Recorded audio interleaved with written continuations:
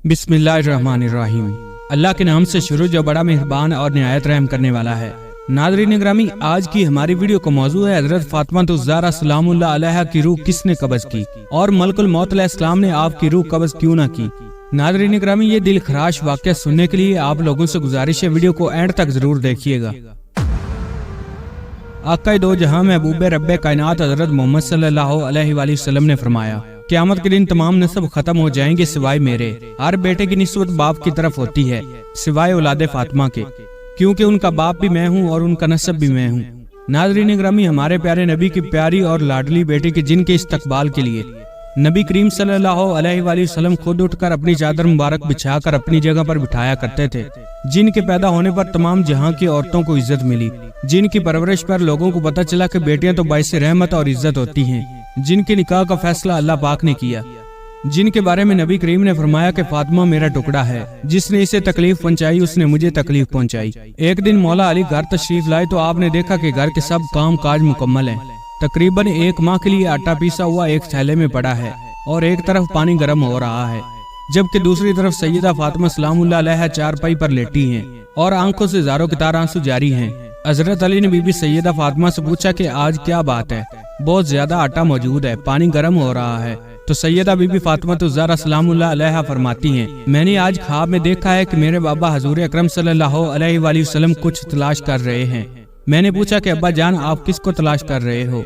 उन्होंने फरमाया कि मेरी प्यारी बेटी मैं तुझको ही तलाश कर रहा हूँ, इसलिए मेरा आज आखिरी दिन है और मैं खुश हूँ कि मेरी मुलाकात मेरे बाबा से जल्द होने वाली है। जबकि दुख इस बात का है कि हसन हुसैन अभी छोटे हैं, इसलिए मैं आपको इजाजत देती हूँ कि मेरे बाद आप शादी कर लेना ताकि कोई इनकी देखभाल करने वाली मौजूद हो। जब उन्होंने रसूल खुदा की लखते जिगर की ये बातें सुनी तो आप भी ज़ारो कितार रोने लगे। रोते हुए फरमाया, मेरी प्यारी बीवी, अभी तो हमारे दिलों में हजूर अकरम के बिछड़ने का गम है, अब आप भी इस दुनिया से जाने का इरादा रखती हैं, मैं किस तरह से तुम्हारी जुदाई का गम बर्दाश्त कर पाऊंगा। हजरत अली ने पूछा कि बीबी फातिमा तुमने इतना पानी गर्म करने के लिए क्यों रखा है, इतना ज्यादा आटा क्यों पीस रही हो? बीबी फातिमा कहने लगी कि मेरी ख्वाहिश है कि मैं आज के दिन अपने बच्चों को नहलाऊं और आटा इसलिए पीसा है कि आप और मेरे बच्चे इस आटे की रोटियां कुछ दिन तक खा सकें। ये बातें करते हुए दोनों मियाँ बीवी रो रहे होते हैं। इतने में नवाज़ रसूल हजरत इमाम हसन और हुसैन अलैहिस्सलाम घर आते हैं। जब दोनों बच्चे माँ और बाप को रोते हुए देखते हैं तो बच्चे माँ के सीने से लगकर रोना शुरू कर देते हैं। दोनों ही बच्चे रोते हुए माँ और बाप से दरियाफ्त करते हैं कि ए अब्बा जान और अम्मा जान, आप दोनों क्यों रो रहे हो? मौला अली तो खामोशी से खड़े रहे, लेकिन बीबी फातिमा ने दोनों बच्चों को फरमाया कि तुम दोनों अपने नाना की कब्र पर चले जाओ।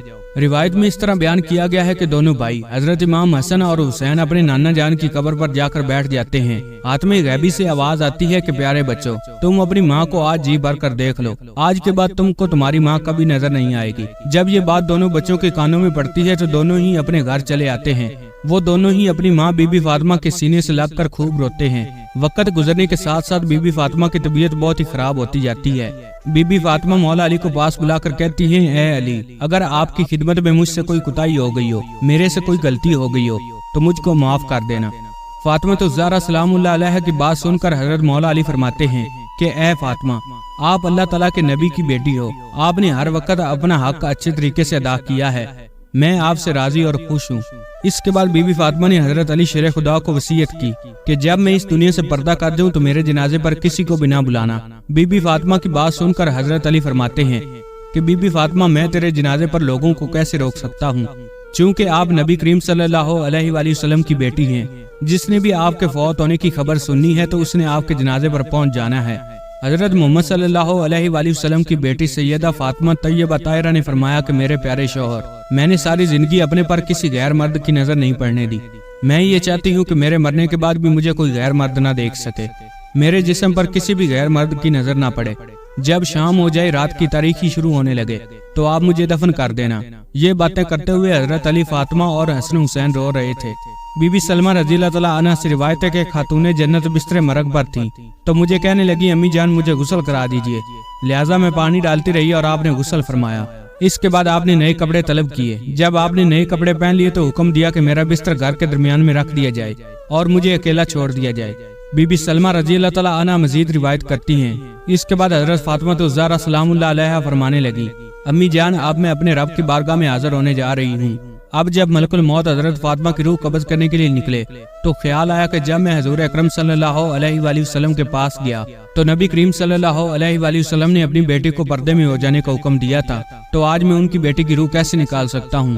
تفسیر روح البیان میں یہ روایت موجود ہے کہ جب ملک الموت دختر رسول فخر کائنات پیکر شرم و حیا حضرت بی بی فاطمہ کی روح قبض کرنے کے لیے آئے تو آ کر دروازے پر دستک دی اور آنے کا مقصد بتایا، جس پر حضرت فاطمہ الزہرا سلام اللہ علیہا راضی نہ ہوئی اور فرمایا کہ میرے پردے کا احترام کیا جائے۔